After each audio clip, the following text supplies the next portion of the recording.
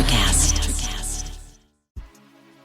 There's a change happening in the way we live, the way we work, the way we spend our money and make our decisions. We are evolving to be more conscious in our actions in a way that serves the world and makes it a better place. Welcome to the Ethical Evolution. The Ethical Evolution podcast is brought to you by Ethical Change Agency. I'm Bindi, I'm the founder, and my mission is to help ethical entrepreneurs and holistic healers to find their voice through spiritual coaching and podcasting. I'm honoured to bring you the stories of those who create change through healing, kindness, innovation, purpose, and spirit. Understanding that to create collective change, we need to be the change. It all begins with us. Michael Mammina is a master life coach with multiple certifications and global professional experience, whose passion is to create the space for successful people to increase their self-worth and net worth while achieving their desires. Self-worth is a dynamic of emotional and mental health that is often sadly neglected. There are so many nuggets of wisdom that Michael and I share throughout this conversation as coaches, as we share similar philosophies and the exact same mission. I hope you find what you need in this episode to be the change you need to be. Welcome, Michael, to the Ethical Evolution. Thank you very much. I appreciate you having me here today. Now, you're joining us from Phoenix, Arizona, all the way in the States. For those who haven't heard of you, can you please go ahead and tell us who you are? Sure, I'd be happy to. So I am a multi-certified life coach, working with people here, specifically in the United States, although some international, to really work on the essence of some healing and self-love. And that's sort of my MO. I love using the tagline or working with people to always remember to fly, which is to first love yourself. And so I am a certified life coach. I am a health coach. I am a wedding officiant and a life cycle celebrant, which is really fun to do. I'm also an infinite possibilities trainer, which is why you see thoughts become things behind me, if you're familiar with Mike Dooley and his work. Mm-hmm. So I have lots of experience and lots of years working on myself, and then turned it toward being in service to others, leaving a 30-plus year career as a creative director for several giftware companies here in the United States, and just realizing it was time for me to shift and be in service to others. And, once I did my own work, that's when I realized how important it could be to support others in their work. So maybe that gives you a little bit about what I'm about. And gosh, where do I start in all of that? There's so much there. Wherever you want. Now, I'm going to start with self-love, basically, because we're in 2023. There's a lot of people still today who don't like themselves. They really do not like themselves. And no doubt with the people that you speak to and coach, you'd see this every day. They can't find joy or passion in their life. They really despise themselves. How can we help people change those attitudes in their mind so they can see themselves in a different way? Well, the way I actually do that is mirroring a journey I took on with myself, essentially. I was that person that really didn't love myself, didn't really even understand the concept of what self-love is.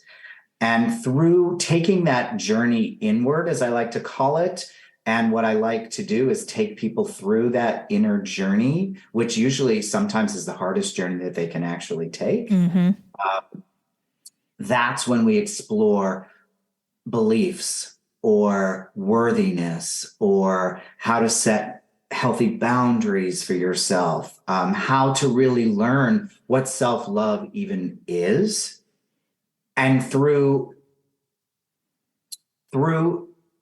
taking that inner journey, you have that opportunity to really see what's in the way of you truly embracing your own ability to love yourself. Lady Gaga just posted something today, which I just loved, where she just said, when you learn to love yourself, then you could just let it out into the world and you can allow other people to love themselves as well. So when you take that journey to self-love and you take the steps toward that, then what you get in return is so much more love because you're seeing life in a very different way. And, in the back of my mind, I think social media has a lot to answer for nowadays, particularly when it comes to self-acceptance, self-love, and the beliefs that we have, because, we see all the Instagram influencers, with all the bodies and all that kind of stuff. And that can do a lot to our own beliefs in our own self-image and how we perceive ourselves, can't it? Yes, absolutely. Social media plays a huge part in that, as did traditional advertising and television for so many years. But what really is the core of a lot of our beliefs is all the way from when we were children. We are, I use the phrase, and it's nothing that I coined, but that we're meaning-making machines. So everything that we experience in life, we make it mean something about us. So if for instance, I was a bullied child, I made that mean that I wasn't worthy of so many things in life. So those beliefs that we take on as children, we carry them through our life. And then we're always playing that comparison game. And as you said, social media, hits us with all of these images of what we should or should not be. And we play that comparison game. And when I always say, when you play the comparison game, nobody wins. But the challenge is really looking at those beliefs. And I work a lot with my clients to look at what we call a shadow belief, or what Carl Jung actually called a shadow belief, where these beliefs are so deep inside of us, myself included at the time when I started the work, that you don't even realize that they're there, and they're really driving your life.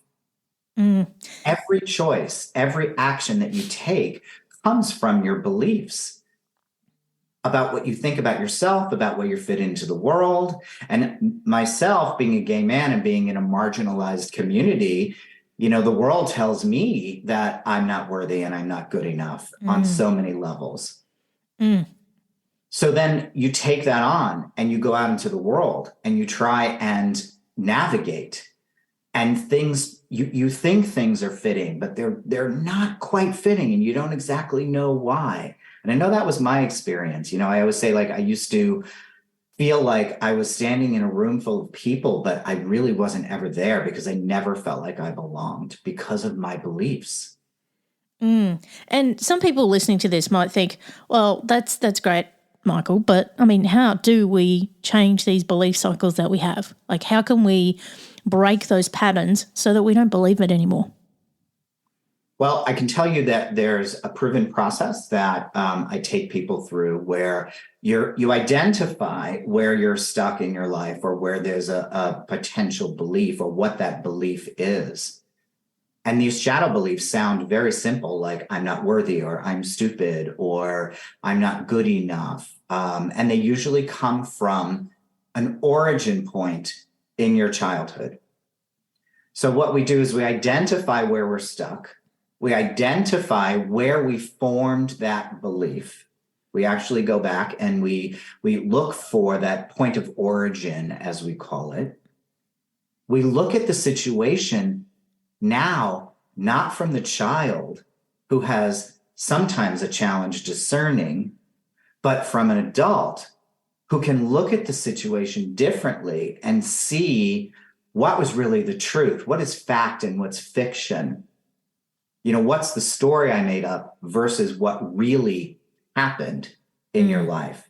And when you could look at it and you could discern it from an adult's perspective, oftentimes what it does is it diffuses the belief, because you're actually able to say, oh yeah, I get why my mother was not giving me the ice cream, because we really didn't have the money, but I didn't know that at the time. I just thought that I wasn't good enough to have ice cream. Yeah. So we bust open those beliefs. And when we do, then we write, or we work toward what we call an empowering belief, where the other one is a little bit more disempowering. Mm-hmm. Then we work with what is an empowering belief. So once we know what is the truth, we can restructure it, and we could look for an empowering belief that then you could move forward in your life, realizing that old belief no longer serves you. Does that make sense? I know it's a lot of steps, but yeah. And, beliefs can, like, if we can, just change the perspective of a belief and understand its origin and where it came from, like, that's life-changing stuff. I know I've had some really big aha moments where I've discovered where some beliefs came from, and into your 40s, you're still got this belief, and you're unconsciously making these decisions, doing these things, and you're going, why the hell am I doing this? And then you're like, oh, I get it now. Like, when you dig deep and you ask yourself the question, where did this come from? Where did this start? Why do I do this? What sits underneath that? And then I know for me, there was one in particular, it was around lack and scarcity and growing up, not having a lot of money, all those kind of things, and picking up that energy from parents who were also working incredibly hard. And then that lack and scarcity became a shared belief. And then you get later in life, and you have these beliefs around money and success and what you can have and all these kind of things. And if you can break those belief patterns, you can achieve great things. You really can. Yes. There's something called generational beliefs, even, where it's like your grandparents might have thought something. So therefore, then your parents picked it up, and then they sort of gave it to you, and then you pass it on if you then have children. And it becomes like a generational thing that when you do the work and when you realize that it has been something that's been a belief of your family for a long, long time, you then have the opportunity to sort of break the chain, as I call it, and look at a lot of healing that I believe energetically could be healed going backwards, that then propels you to be able to move forward in a different way. Now, I'm super curious, Michael, about infinite possibilities. Tell me more. So infinite possibilities is just that we all have what it takes to have the life that we desire. Thoughts become things. When you think about it, it's going to sound very simple to say, as Mike Dooley likes to say, when you think about brushing your teeth, you get up in the morning and you brush your teeth. You make that happen. So infinitely, you can create anything if you really, really think about putting your mind to it. When you thought about potentially putting together this podcast, it was something that became a thought, an idea, and you put it out there and you figured out how to make it happen. When people start looking at things that they believe, that they know that they're feeling good about and successful about, they see that, yes, this was a thought that I had. And from that thought, I went into action. And there were times perhaps that I stumbled. And that's when, again, my work with beliefs come back in. What's in the way? What's blocking you? What is the belief of, well, my grandfather never made it on the radio. Why would I make it on the radio? Like something like that. How can I do a podcast? So we work through beliefs, and we then look at what's possible. And we look at who can support you to get there. What do you need in terms of resources, whatever the case may be, for you ultimately to get to where you want to be. I do the same thing with my reinvention coaching, or what I call jump coaching, jump and your life will appear, where if you have an idea of something that you really want in your life, we look at basically how we're going to get you there. And we're going to put a roadmap together. And the more you think about it and the more you put action toward it, the more it will actually manifest. When you intentionally, sometimes and not intentionally, you don't even know you're doing it, are sabotaging things like that, it won't ever happen. It just can't, because energetically you're sort of, squashing it before it even happens. So Infinite Possibilities is actually a program for adults and for children. There's a whole program that I teach for children for Infinite Possibilities, where you're really looking at, what is your desire? And then how do we get you there? And what is potentially in the way? And then what do we need to do to actually make it happen? And I absolutely love this. And one of the things I love to talk about on this show is manifestation. And, people might think it's a little bit woo-woo, but it actually is real. I tell people, my formula for how I do it. And no doubt you and I are very similar in our approach, Michael. But, I'm also a spiritual coach. So I encourage people to write down with clarity every single thing they want to achieve. Doesn't matter how blue the sky is, just go for it. And what I've done is I've written down very specific things, like in infinite detail. And everything you see behind me, I've manifested from visions as well. So even my brand you'll see behind me was a vision. So all of these things, I can visually see them, feel them, and I'm experiencing them in my mind, and I put it out to the universe that this is exactly where I want to be, and I embody the entire experience, and then I let it go out to the universe. I don't try and drag myself toward it. I don't look for the how. I just trust and know that I'll get there, and by taking consistent action and doing the things that you need to do to get there, it'll all just fall into place seamlessly. And I've seen things happen for me that were written down on that list within 3 months. Like, you couldn't predict it. It just happened like that. Yes. It was incredible. Yes, and yes. Yes. And I would know that it's because you have your knowing. The universe has your back. And that's what so much of Infinite Possibilities is about. It's trusting. Again, it's not in the how.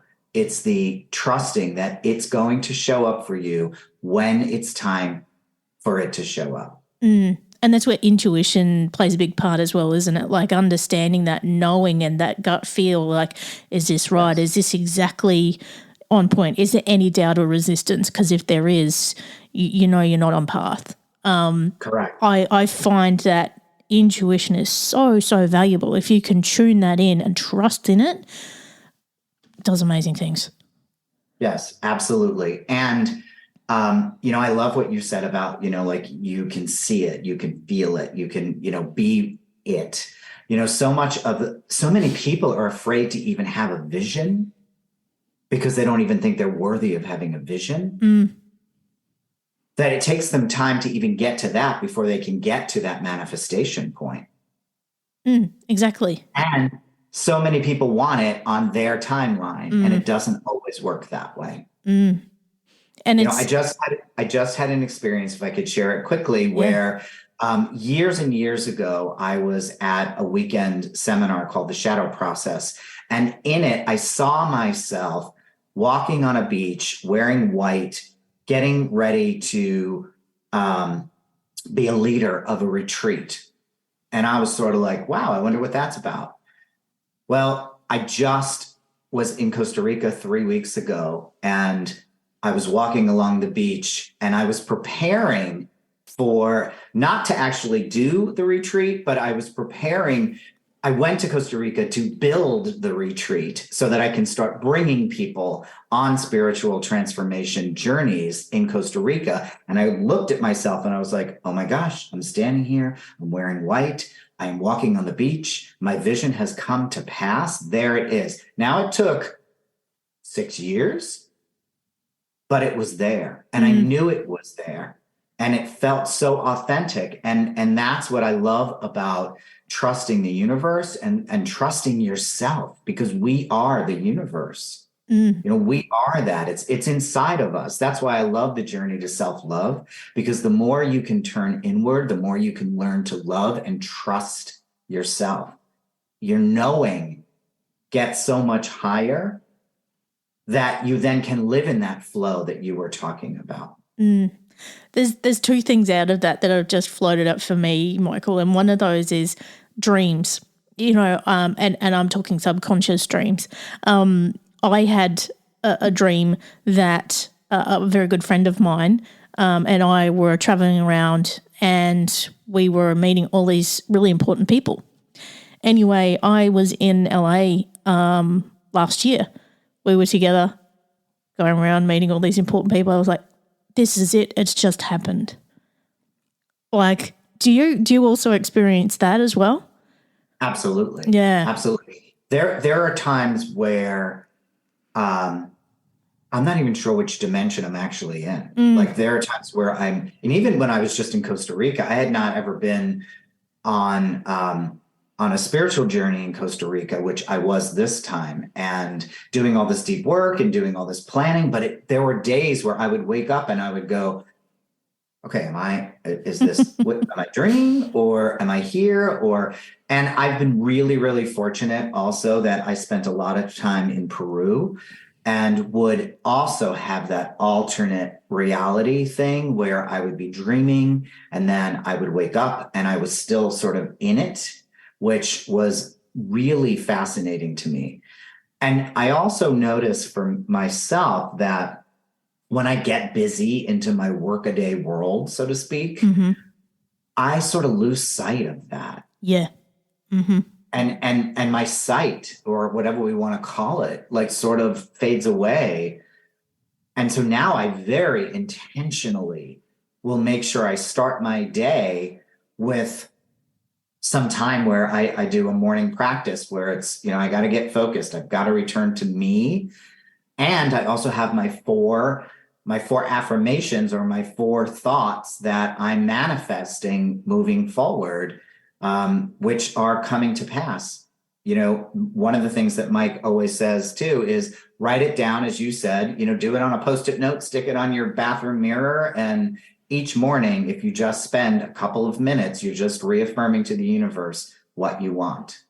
So. And there's so many different ways and theories and, practices that people use for manifestation, and none of them are right or wrong, as long as they work for you and unique. I know, is it the founder of Mind Valley? He has one where he has this box, and it's like a box of secrets, and he writes them in there, and they manifest. So he puts them all in a box and puts them away. And then that's the way he does it. So everybody has, and then other people have affirmations. They have, and they have a certain number of times they've got to say it and all these kind of things. But again, it's coming back to beliefs, right? Yes, absolutely. And one of the things that you said before that I wanted to touch on was, be really careful with your words. Like, be impeccable with the way you ask for what you truly desire, because that will dictate your outcome. So there are times where, like, I was with someone a couple of weeks ago, and I said, oh, I've never something like I've never had the experience of, I don't even know what it was. Never had the experience of it was either in a dream or whatever it was. I'm sort of losing my track on this, but it's really important. So let me get to it.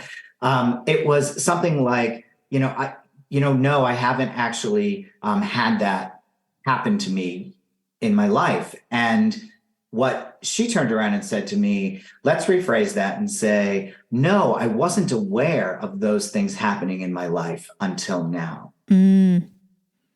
So it was just shifting that awareness slightly to I wasn't aware versus no, I've never had, which is sort of that, like, no is sort of moving it away versus I wasn't aware is sort of bringing it to you. So there is that expansion, and there's the contraction part of manifestation also, to be conscious of when we're in that mindset. And, you know, I love that you've said that, because there's such a power in words. And just this morning I saw, and I know I talked about social media in not such a light way before, but I saw a post this morning where someone was talking about don't talk death into your life. And I was like, huh. And it was like, you know, again, coming back to the beliefs and the stories we tell ourselves, you know, like, oh, I hate my body, or, you know, my job sucks, or all these kind of things. You're talking death into your life. And it's like, think about the words that you not only speak, but also think, because that's all part of your manifestation. The more you bring that energy in, the more you're going to get it.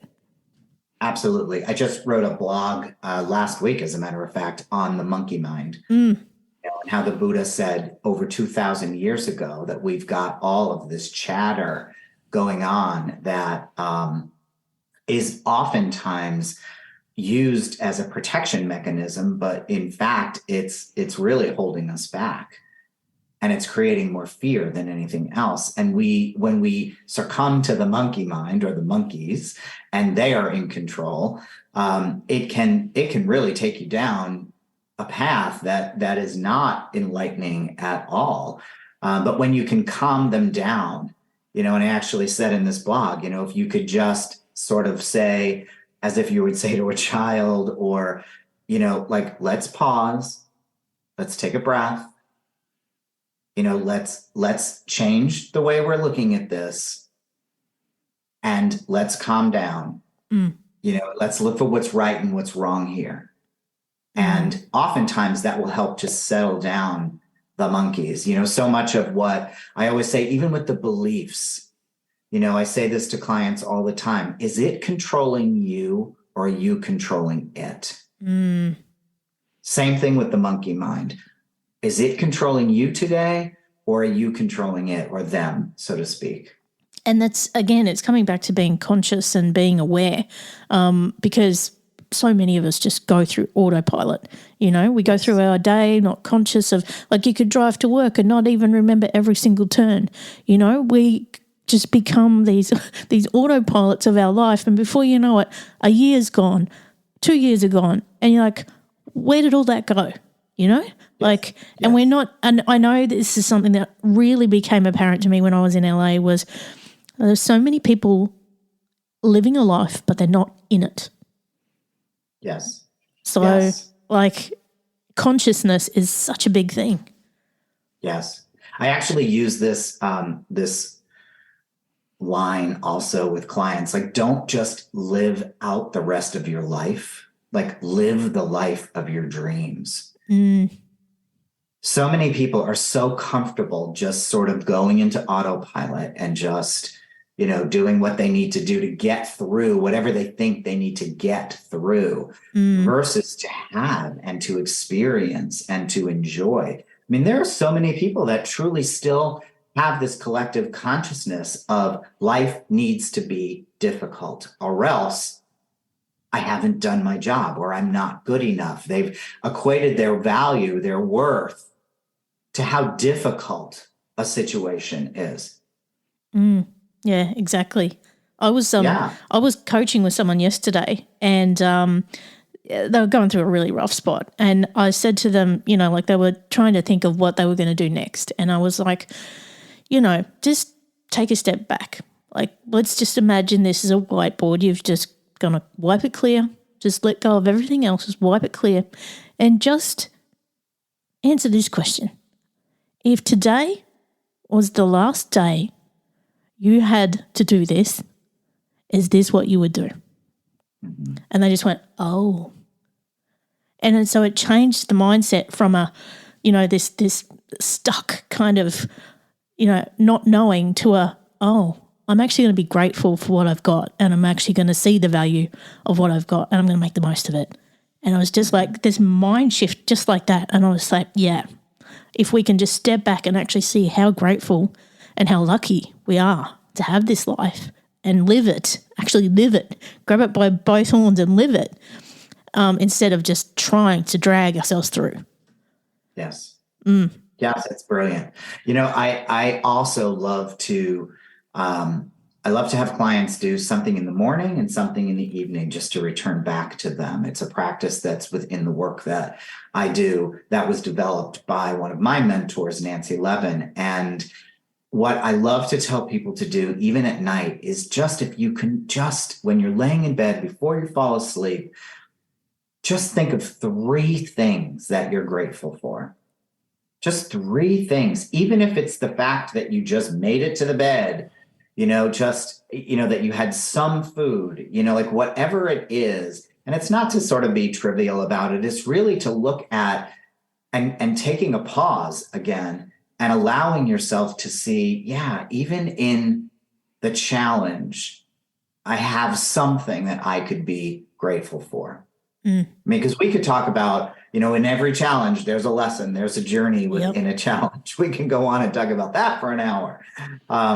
But if you can find that gratitude every day, if you can end with that gratitude and start with the gratitude, and it takes less than 10 seconds sometimes, it can change your entire life and certainly change your entire day. And even just the little things, like I know some people I talk to, they can't find joy or happiness in anything. And I'm just like, do you ever just sit and like watch a sunset, just watch a cloud and go, wow, and wonder in nature and all the things around us and how they came to be, just the little things.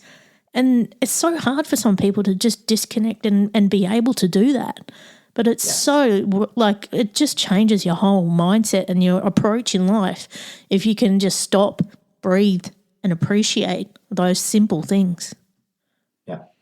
Yeah. It really is. It's a game changer, and it's very simple and it's free, but it is definitely a game changer. But, you also have to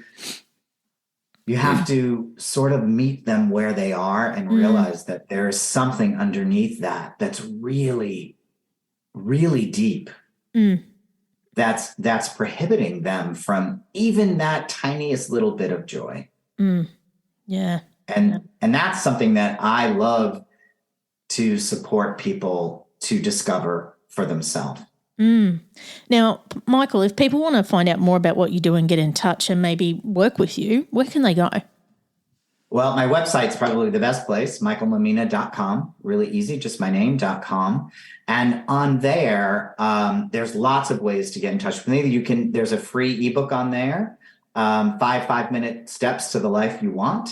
Grab that. That'll put you on an email list so you can hear all my great travels and all my great things that are possible there. But also there is a free discovery there. I love to just connect with people, no obligation, just to see if there's a way that they need to be supported. So that's on my website as well. And then social media, there's Instagram, there's Facebook, and even I've joined the TikTok world just to be a different kind of influence there, just to bring a little bit of calm. So you can find me on TikTok as well. I love it. He's on the TikTok.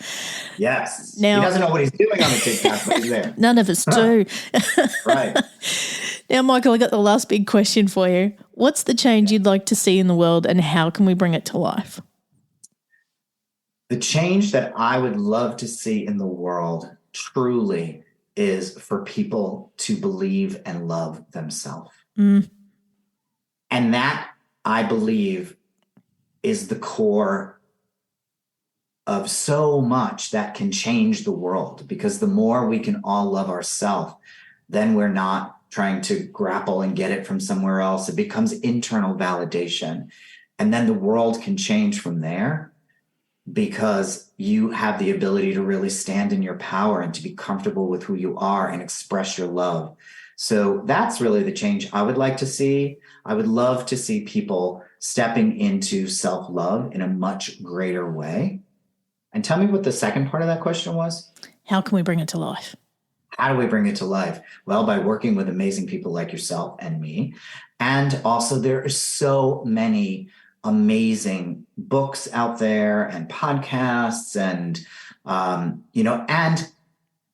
do we bring it to life? By embodying it in yourself and being an example for other people. That's how you bring it to life. And imagine if we amplified that around the world. Absolutely. What a different place and we it would are. be. We are one conversation at a time. We are. Yes. Yes. Oh, Michael, I know I could talk to you all day, but I'm going to give you some space because I don't think we've finished this conversation. I think there'll be more to come. I can't thank you enough for being part of the Ethical Evolution. Thank you so much. Thank you very much. Have a wonderful rest of your day. Take care. Thanks for listening to the Ethical Evolution podcast. If you're ready to be the change and would love to work with me on finding your voice through spiritual coaching or creating your own podcast with impact, visit ethicalchangeagency.com.